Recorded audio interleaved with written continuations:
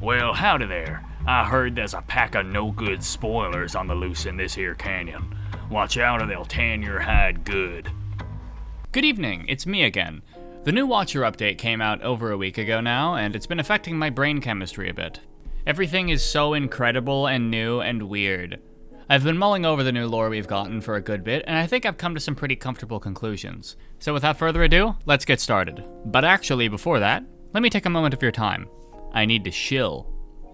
This video is sponsored by Critical Error Computing, a computer building company co-owned by a close friend of mine who I've known for over a decade now.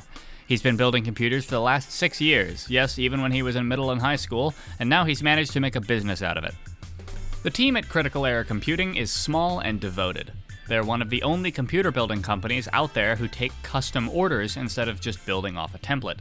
This assures that you order the computer you want to get. No ifs, ands, or buts. I'm super proud to have my channel sponsored by this team. Ever since they built my computer 2 years ago, I was hoping I could find an opportunity to recommend them. If only I got the 5% commission on my own computer, eh? Anyway, if you're in need of a new computer, make sure to check out my referral link in the description below, cec.direct/zombies. Thank you all for listening. Let's get to the lore. So, where should we begin? The new regions are probably the easiest place to start. There are 3 new regions added, and at least 2 of them are pretty good. Here's the new region tier list real quick if you're curious. Let me go over the new regions first in a real quick way. Pillar Grove first. This region gives me really weird vibes, but it seems to be a relatively pristine area full of square trees that look like they may have been intentionally purposed for aesthetics. So if I had to guess, this is likely some sort of farm-arrays adjacent area for growing these strange trees, or possibly more of a park or grove area for people to come gawk at the weird trees. But the architecture is generally industrialist and farm-arrays adjacent enough to imply that this is a place where they're being purposefully grown, rather than a place where people are supposed to visit on the regular. Now on the other hand, Migration Path is significantly easier to understand. It's a migration path, a windswept sandy area where massive drill crabs tread. If I had to make a comparison, the facility itself is a bit subterranean, maybe torrential railways adjacent, with most of the actual structure of the path being taken up by train yards. Though the rest of it is kind of nondescript and honestly looks a little bit like heat ducts, but I don't think this is the future version of any region in particular. Last and most certainly least, Fractured Gateways. This area has some pretty cool lore hints to it that imply that it's future verdant waterways, but it's also possibly future Badlands as well. I heard a theory from Jevman discussing the presence of a water wheel, seemingly intentionally hidden in Verdant, that is also present in both Badlands and Fractured Gateways. The similarities between this region and Verdant waterways are undeniable, and the locusts are otherwise unique to Badlands, yet they're here too. So, including the water wheel, I think Badlands was the start of the water processing facility that eventually became Verdant, which then broke down into Fractured Gateways and the locusts returned to it. Nature is healing and now there's whales. But as you know, that's baby shit. The regions are just the appetizer. We're not onto the entree though, that comes at the end of the video. First off, let's do a little pearl analysis. The new update indeed does add pearls to the Watcher. The interesting thing about these pearls is that they're all read by a machine that can actually showcase images and play audio. So, a notable portion of the pearls are just audio tracks or images. I'll go over the ones that are just text real quick though. First off, the Salination Pearl. Ho, the joy to be alone, among the reeds and dancing yanflies with such a secret. The beating of respiration resonates through the very density of my bones, to jangle the golden coins and wires along my ears, creating a sweet percussion song of thirst and yearning. My mask unclasped, I feel the balmy caress of the sun. Ho, joy! For even amongst the many shining in the grand court, that they have perceived me. Scroll 47F of the Counselor's Consort. This seems to be a transcription of a writing, likely rather schlocky considering the title implies it's a story about the consort of a counselor, which, assuming the benefactors had rather prudish values, is likely considered a bit taboo. Not to mention the fact that it's just kind of written like fanfiction. It has that whole One Direction chose me above anyone else line near the end. This does also confirm that benefactors unmasking was something that happened. Also, we hear about yanflies, which is either a creature we haven't seen yet, or an official name for the batflies. Who knows? Next up, the Pearl and Fetid Glen. 2. Pathel of 12-spoked wheels, Grey House Facility. From 3 Karoff 9 Front, Grand Manufacturer, House of Astor Leaves. When you came, you said to me as follows, I will give 9 leaf. When he comes, fine quality bone meal brick. You left then, but you did not do what you promised me. You put brick which were of low quality before my messenger 9 leaf and said, if you want to take them, take them. If you do not want to take them, go away. What do you take me for? That you treat someone like me with such contempt. I have sent as messengers respected individuals like ourselves to collect the bag with my coin deposited with you. But you have treated me with contempt for sending the... This one's just kind of silly. It's a bad Yelp review from a benefactor who got pissed because he got scammed. It seems like even in this civilization, people can't escape Ia Nasir. Next up, the Pearl in Cold Storage. And as the thought leader of this most righteous congregation of minds and souls, it humbly falls to me to present these concerns before you regarding the curious plan for the harvesting of so-called star energies. The dimming pillar of our own dear star does concern, yes, and some solution must be found, but many say this is simply the result of dust. Yes, the most natural of all things, which appears to precipitate increasingly these recent cycles.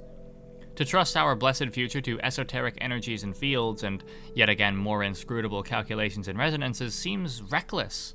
Do we even know wherefore this energy comes, and what else may come with it? I, one glass cylinder, perpetual servant elect of knowledge and resources, propose to form a committee to study... This one's really interesting, and I don't know what the fuck it could be referring to. My only guess is that it's referring to the stars and outer rim. The statement on dust and harvesting the energy of stars feels alarmingly similar to that region. Could it mean that outer rim is something the benefactors built with the knowledge of the stars dying out? Not to mention the descriptor of the dimming pillar of our own dear star, having some pretty worrying implications about the state of Rainworld's cosmology. Is that why outer rim is so dark? It's a very important sounding pearl that I don't have the chops to properly dig into. I suppose we'll both be waiting for Uranium Meter to get to this one. Next up, the first ancient urban pearl. With us today is Iterator Bell of Gesture. Yes, greetings, let us be quick, I have many tasks. Ah yes, I suppose your impatience with your constituents is well documented. It is not my constituents so much as the speed at which you speak. I have many processing cycles, yet just one avatar to communicate with. Eigenselves were banned, were they not? Yes. And rightly, before you say it, no. Parallel processing is not some devious machine workaround for the self-annihilation edict. Isn't it absurd to limit our capabilities based on the benefactor's dogmatic need to have us mimic biological bottlenecks? We could achieve so... These are all politically inexpedient topics, yes, yes. Call me an extremist if you must, but I have work to do. And that was Iterator Bell of Gesture. Now this is more my speed. Either a news interview or a fucking benefactor podcast with an iterator. This one seems to describe not only the heavily policed behavior of iterators in general, but also shines a bit more light on their relationship with their creators, which was a topic we were sorely short on beforehand. Seeing the frustration of an iterator here is really cool, and it fleshes out a lot of the areas of iterator lore that were previously just implied.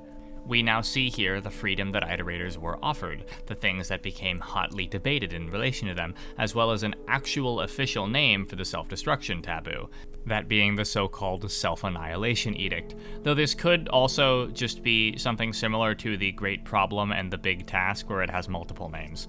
No real way to know. Next up, the Migration Path Pearl. In the era of Carolus the Mart, long before the era of numeration and object idolatry, there were understood to be 3, 5, and then 3 again notions of self. These were represented in lines as the 3 waves of the river, and then of the star with 5 spokes, and then the 3 of columns vertical. This notion of a triplicate self long predates our modern spiral augury, but nonetheless presents a primitive understanding of the path of cosmic transfiguration. First, a notice of the multiple self, then a cosmic intercedence and expansion, and then when deflated the self is transformed, here into the supporting columns of the final 3 figure. In this essay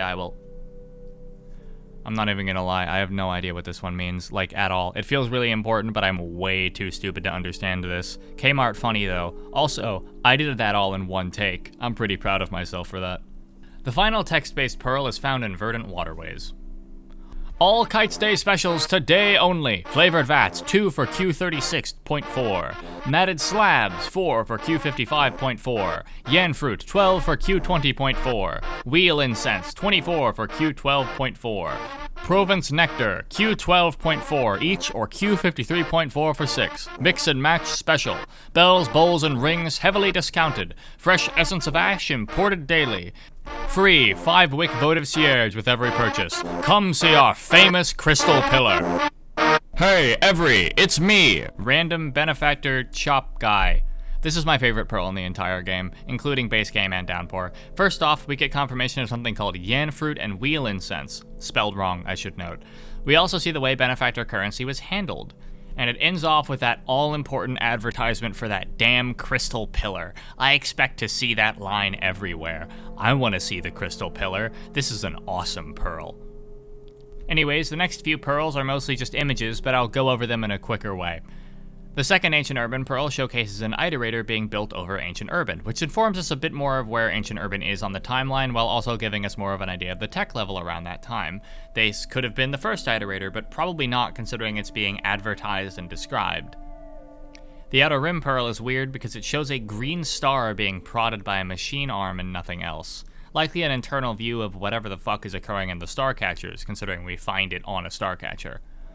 The Signal Spire's Pearl casually canonizes Downpour, which is cool. It shows a whole-ass Citizen ID drone. Technically, this could not be specifically canonizing Downpour, but considering we also get Outer Expanse canonized in this update, as well as seeing more Saint Timeline lizards, I don't know, man, it feels like they're implying we shouldn't write off Downpour completely. Anyways, Stormy Coast is the last image Pearl. It's weird. It seems like a benefactor's hand reaching towards a bright rectangle. It's kind of freaky. No idea what this could be, maybe just a piece of benefactor art. Every other new pearl we find in this DLC are all just audio. I can't glean much from them, so I'll just skip past them. Now, moving on. The main lore stuff we find in this update comes upon reaching Ripple level 9. Spinning Top is perfect, so they didn't get any changes. Instead, the first notable change we find is in Damon. That being, Damon is alive now. What? Yeah, it seems like not only was Damon referring to a Damon program, but it's also entirely possible that it's calling the region itself a demon, a mythical beast between gods and humanity. It has limbs that kick and eyes that follow us around now. I don't know what it being alive means, but Damon is alive. My previous theory about Damon being a temporary place the Watcher creates when going through kind of doesn't work anymore due to some rather important knowledge we learn later, but I'll get to that when we talk about the endings. But while we're on the topic of Damon got a new room.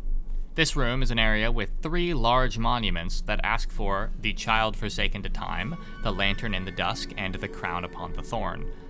Now I'm assuming you can guess who the Child Forsaken to Time is, so by association, the Crown atop the Thorn is probably the Prince. But what about that other one? Well, answering that question requires us to talk about something you've all been waiting for. That's right, baby, it's time to talk about the Void Weaver, the special new guy that got added in this update. Every now and then on the map, you'll see that some of the areas have golden feathers on them. And when you head to those areas, you'll find that the portals you've manually created are now sewed shut by golden thread. Going into Ripple space here shows more of those threads going to a different part of the region. If you go to that space, you'll find the Void Weaver, a massive golden feathery worm that speaks in odd, distorted dialogue. He gives you the trailer lines, as a matter of fact, telling you to consider spirals and shit. It's wild. Upon talking to the Void Weaver, he proceeds to flashbang you and then leaves. Find him a few more times and eventually you might start to realize that the Watcher is beginning to shift and change. First, its eyes turn orange, then the Void Weaver's feathers start to grow on the Watcher's tail. At the final stage, we get new dialogue, talking about how there is now an understanding, a path, and a purpose. Then it grants the Watcher the final transformation. This transformation not only makes the Watcher immune to rot, but it also grants it the ability to seal portals that it goes through. Following the newly laid webs all over the map, they lead you to and through every single portal. When you seal a portal, the Void Weaver will seal one as well, somewhere else in the world. The two of you then work together to seal every single portal and get the new ending. Curiously, going to the prince after a few transformations from the Weaver will lead to some unique dialogue, with the prince talking about how the Watcher has grown and become in a similar way to him, going from nothing to a state of divinity. As it happens, the goal of sealing every portal just prevents the prince's goal from being achieved. But he's not salty, he's a good sport. Love this guy. As for the ending, though, this occurs after you've sealed every warp point in every region. Attempting to teleport takes you to a strange area, a flat plain above a sea of gold, with strange glassy shards floating in the distance. You approach the Void Weaver in this plane and it shows you a closed-off portal before opening its eyes, revealing the same eyes that the Watcher has, and then it vanishes, leaving the Watcher behind with feathers growing from its tail. Weird. We'll get into the whole lore overview later down the line. Let's wrap up the recap first. Performing this ending unlocks the third Daemon monolith, allowing for the final ending to be achieved. Returning to these three monoliths, there is now a strange, shuddering point of ripple energy in the center of all three of them, and upon touching it, the Watcher will begin to convulse before being transported back to hydroponics. There's no rot in this area anymore. As they travel further into Industrial Complex, they eventually fall over and begin to teleport again. This time not far, teleporting to Outskirts. The next time they teleport, they're in Spinning Top's room in Ancient Urban. And the final time, they're in Daemon? It counts as Daemon, but it looks like Outer Rim. I personally think it's Outer Rim because it looks like the throne, and also the prince is here. The prince reacts to the Watcher's appearance as if it's been countless centuries, and describes this place as the end of it all, and then casually grants them the mark of communication before musing on how he's not so different after all. So they just confirmed that Prince is an iterator, or at least the memory of an iterator formed from the rot consuming one or mimicking one. Cool. Thumbs up. After we teleport out of this area once again, we're suddenly back above that golden sea again, and after we teleport one more time, we're in Outer Expanse. Not just Outer Expanse, we're in the spot that Watcher dreamed of, emerging from that ocean onto that unfamiliar beach, but it's not so unfamiliar. After a large grassy plain, we see the cave where the Watcher's family was killed. It's even got the spear.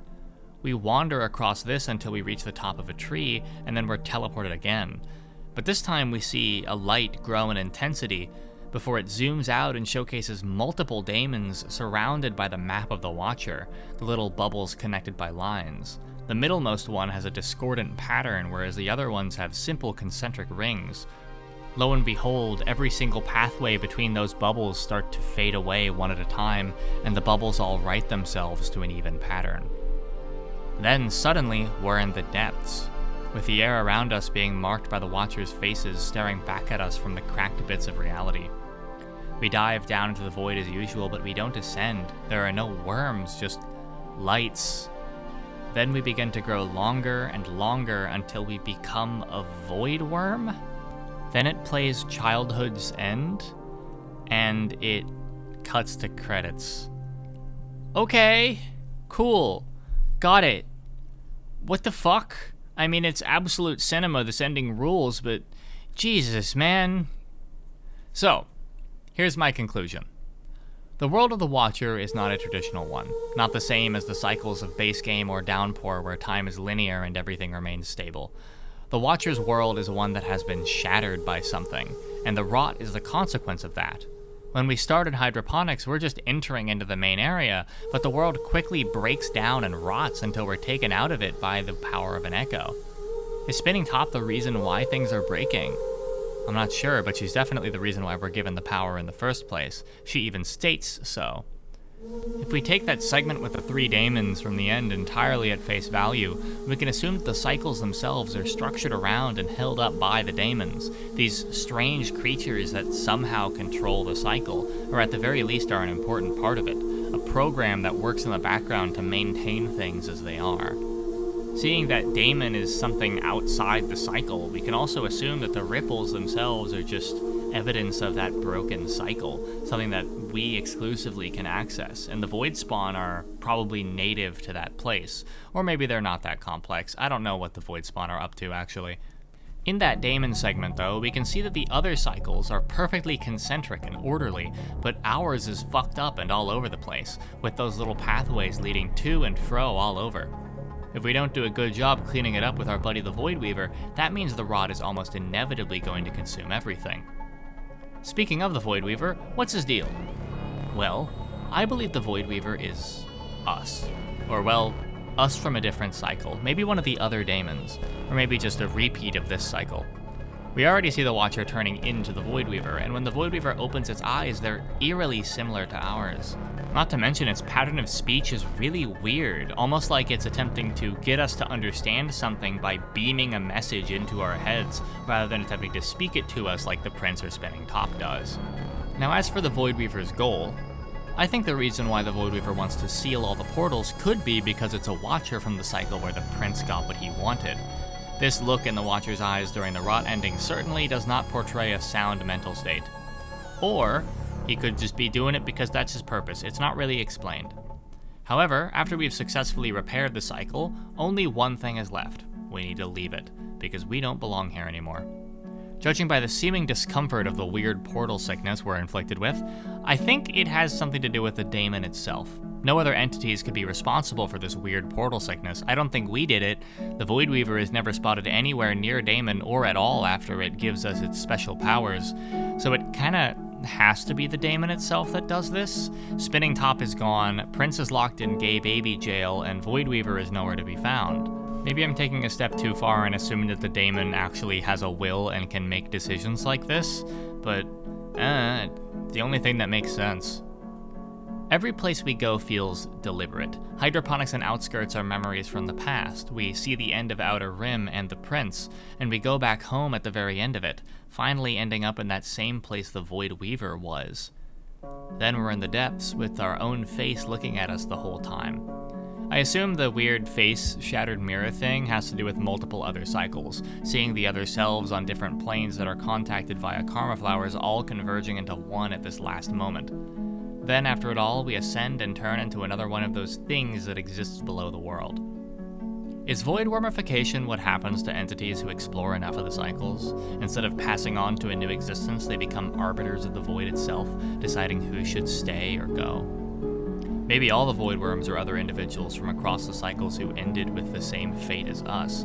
Or maybe they're all the Watcher. I don't know, man. Now, I don't think they actually are all the Watcher, but it might make some sense. If all the Void Weavers or the Watchers that exist across every broken cycle somehow end up in the Void, and the Void is a consistent thing between cycles, that might make the seemingly endless quantity of Void Worms make sense, not to mention their eyes look notably similar to the Slugcats when we see them up close.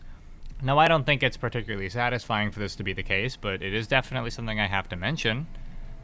Now, what I actually believe is that the Watcher just becomes one of the Void Worms. Something beings outside the cycle ascending become Void Worms just makes a little more sense than every single Void Worm is just another version of this weird rat that got powers once. Not to mention, the Void Worm we become is weird. It's all black and gold and has these fins that none of the other Void Worms have. Hell, it doesn't even have the fucking corn texture. I also heard another theory, that maybe what we see in the other ascensions are hallucinations. It's awfully convenient that every single Slugcat gets exactly what they want when they reach the bottom. Maybe it's a hallucination caused by the void as the body becomes a void worm. Maybe everyone who ascends becomes a void worm, and they just don't see it. That feels properly grim, but I don't think it's the case. If it is, hey, I called it, but it doesn't feel right, you know? No conclusions I can come to actually feel right, but the one I'd have to say I believe most is the idea that they're all other creatures who ascended upon either assisting to fix a cycle or sufficiently alienating themselves from it to the extent that when they ascend, they don't leave or stay. They're stuck in the middle, granted the task of dictating the passage of others. Considering that at least in Downpour we see the Void Worm quite literally just ignoring people who aren't worthy, and then them being unable to ascend because of that, I think them being effectively the judge of who can ascend makes at least some sense. The Void Worms themselves are the single weirdest aspect of Rainworld, and I'm not taking arguments on that, and this just kind of gives us more questions. I'm hopeful that we'll get a few answers whenever James Primate kicks down the door and delivers us Rainworld of the Smeller in 2 years' time, but until then I'll be sifting through this bag of symbolism that I'm way too underqualified to dissect. But for now, that's all. When I say this update fixed the Watcher, I mean it. The Watcher always felt kind of incomplete, like there was another step to go before we got the real ending. Now that we have the real ending, I can confidently say that this campaign is my favorite out of every single one. While it struggles a little bit in the replayability department, at least compared to Downpour, the experience it gave me and the involvement you feel in a single playthrough isn't comparable to any other Slugcat in my opinion. Now I'm hoping that the next DLC goes for more of a traditional Rain World feel with Karma Gates making a return, because I don't want another controversial DLC that doesn't pull numbers, man. YouTube's been cutting my views like it has with everyone else. Please buy a computer using my referral link. Anyways, thank you all for watching. I'll be releasing mostly Rain World content over the next couple of months alongside some variety until the wave of popularity inevitably dies off again. See you all in the next video. Bye-bye.